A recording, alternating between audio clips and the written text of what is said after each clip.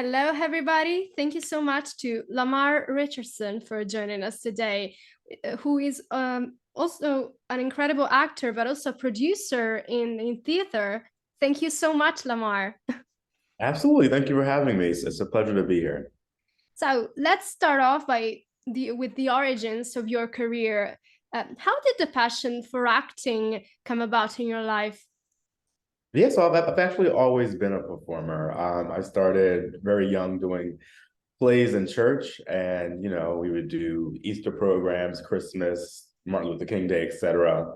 And it was always something I did, just as an artistic expression for an outlet. And it really wasn't until I got to college, I went to Columbia in New York, and it was really during that experience that I really set out to pursue it professionally as a career path. And the rest has been history. And that was a decade ago. And now here we are, all this time later. And you mentioned in other interviews and stuff that your acting career started with another incredible performer, that's Phylicia Rashad. How was Yeah. it like for you to learn from her and to work with her also in her production of My Rainey's Black Bottom? Yeah, absolutely. So, it's really interesting. We all know and love Felicia's work. And at the time that we first met, we were working together on a reading of a screenplay that happened on my birthday in 2015. And it's funny because I was supposed to play the lead role in that reading. And basically, it was a halfway house of troubled teens. And she was the dean of Harvard Law School. And she sent one of her students to do community service there. So I was supposed to be the lead of this reading, and I thought, oh, this is my moment. I get to have all this face time with Phylicia, yada yada yada. A week before it happened, I got recast in a much smaller role, and I was devastated. And I thought that, oh, it was the worst thing ever. But lo and behold, it was through me getting that smaller role that she saw what she needed to then cast me as Sylvester in Ma Rainey's Black Bottom. And it was funny because I didn't even audition for the play. She just cast me. And working with her was truly an amazing opportunity. She's such a generous, gracious, present director. She gives notes in private. She doesn't make anyone feel like they don't know what they're doing. And she's just an all-around amazing person. And what you see is what you get. And she's been a very formidable force in my career from that moment until now. I actually just saw her last week. That's beautiful. And among all the projects that you had the chance to work on so far in your career, may it be in theater or on television or in movies in general, is there any particular one that you're mostly fond of? Not to be cliche, but Ma Rainey, it was my first major foray into the theater. I was the newbie at the time, working alongside legends like Lillias White, Keith David, Glenn Turman, Jason Durden. I mean, it was literally a masterclass in acting, and just being able to work alongside and observe those artists working every single day in the rehearsal room and throughout our run. To this day, I still remember all those amazing experiences and all the things that I've learned both personally and professionally. Yeah, I'm sure it must be really inspiring for young actors and actors in general to work with all these incredible performers. Yeah, no, it's something that I don't take for granted, especially seeing how that's not always the case. Yeah. And speaking of dream roles instead, what's your dream role of a lifetime? And have you been able to like get one of your dream roles so far? So, what's interesting? I am always drawn towards characters that are like the underdog.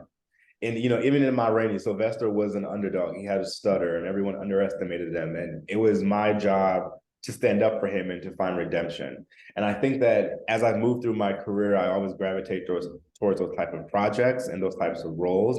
And I would love, ultimately to like win an Oscar or something for playing a character like that. That is downtrodden, counted out by the masses, and through some major change throughout the script, he's able to be vindicated.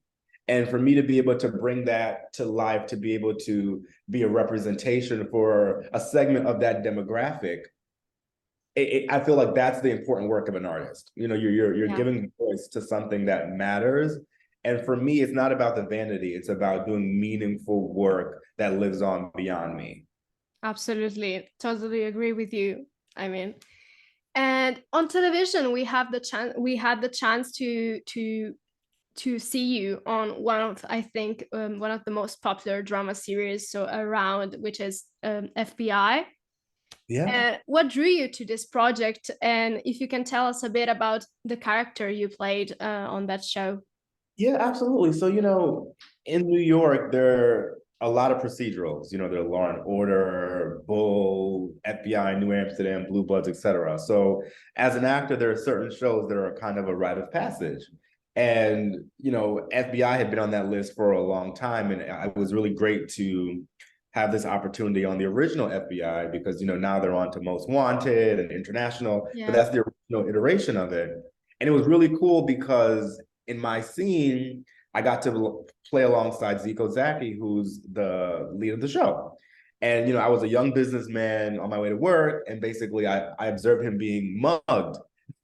So I had to run up to him and make sure he was okay. And, you know, it was really a cool experience just filming it, getting to meet him, work alongside him. And it was just an amazing opportunity. And I think that it set me up to, I just did an episode of Blue Bloods recently, and it was also another white collar role. I was a reporter working alongside Bridget's character, Aaron Reagan. So, you know, it's really cool to put me in that position alongside the leads of these series to show that I can hold my own as an actor. And I think that that's ultimately going to be super beneficial for my long-term career.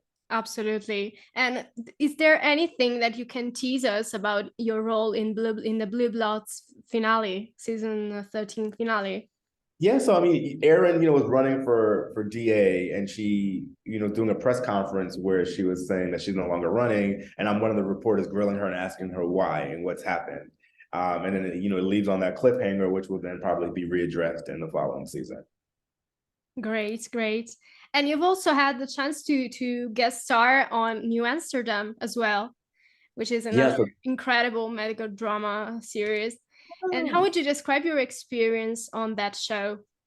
So that was very interesting. I filmed that literally at COVID's door. So the shutdown literally happened right after we filmed that episode. Our Wow. episode was actually supposed to be, there were supposed to be two more episodes after us, but because of the shutdown, we became the season finale. Okay. So, you know, at the time, it was very much so everyone didn't know what was going on. You know, there were all the protocols, the mask being worn, everyone being terrified because at the time, people were literally losing their life from COVID. So it was just very much an uncertain, trepidatious time. And you know, we were trying to all be in the moment and enjoy the experience, but it was still terrifying. You know, this pandemic was happening, and no one knew what the ramifications would be. Yeah. So that always seems like a whirlwind. And it's funny because the way the episode ended up being cut together, they had to make it a finale. So a lot of things got moved around and it just became what it became. And as I mentioned before, besides you being a great actor, you're also a producer in theater. What brought you to this role? I mean, what drew you to become a producer, a theater producer? So, you know, it's just interesting. I've spent a decade pursuing my acting career, and along the way, many people have always told me I have the skills to be a producer as well. And I was always very hesitant and opposed to the idea because I wanted to be strictly an actor. And it was really during the pandemic, you know, I had this realization that, wow, the industry shut down.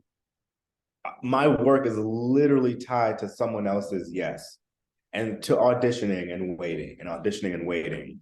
And I finally had this come to Jesus moment where I just realized that, you know, at this point in my career, I really need to change things up a little bit because of the current climate. You know, multi-hyphenates are the new popular thing. I know I'm not a writer, I'm not a director. Fine, let me try this producing thing. So I said, okay, I'm in New York. Broadway's here, theater's here. Let me try my head at that.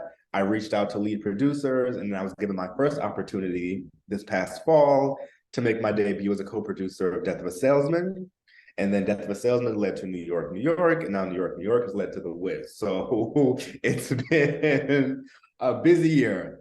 Yeah, definitely. And talking about The Wiz, I mean, you've got this incredible, huge role as producer for the Broadway revival of The Wiz. Tell us a bit about it.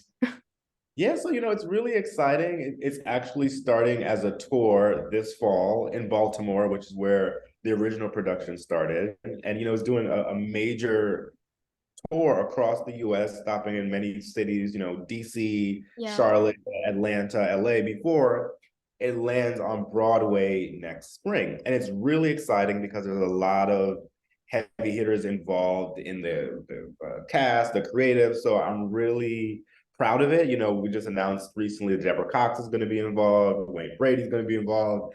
And it's really timely, and I think that everyone's ready for it, and I can feel the vibration in the industry, of the excitement around it. Absolutely. And now our final question. What kind of advice would you give to young actors trying to pursue an acting career or a writing one or even a producing career based on your own experience? I would just say that a couple of things. One, they have to have an unwavering sense of self and just knowing who they are in the world, what they represent, what projects and stories they want to tell, and just be so confident and so sure that they can do this, and that in the midst of all the rejection, the waiting, the uncertainty, that it will happen. It just might not be the way you want it to be or how you expect it to be, but what's meant for you will find you. And you just have to be buckled in for the ride. And I also think that it's such a unpredictable pursuit, right? It's not necessarily tied to your talent, for example. You can be the most talented person ever and never break through the surface. It's just you have to be resourceful. You have to be bold and confident and willing to put yourself out there and be uncomfortable.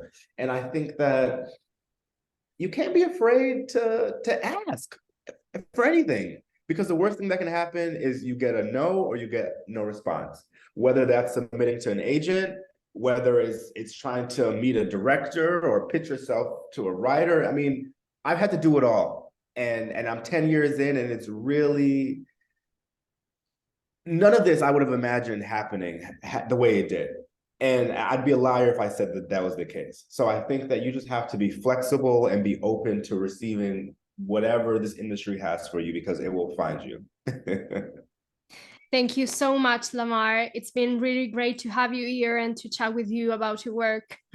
Yes, it's been a pleasure. Thank you so much for the opportunity. And good luck with all your upcoming projects. Thank you very much. Thank you so much. Bye. Bye. Thank you. Thank you.